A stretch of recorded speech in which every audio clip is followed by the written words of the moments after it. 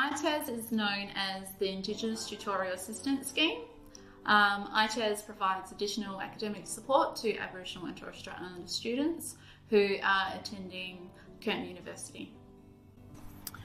Tutoring has helped me with my studies in identifying my strengths and weaknesses, and also completing my assessments that I don't think I would have passed if I was doing it by myself.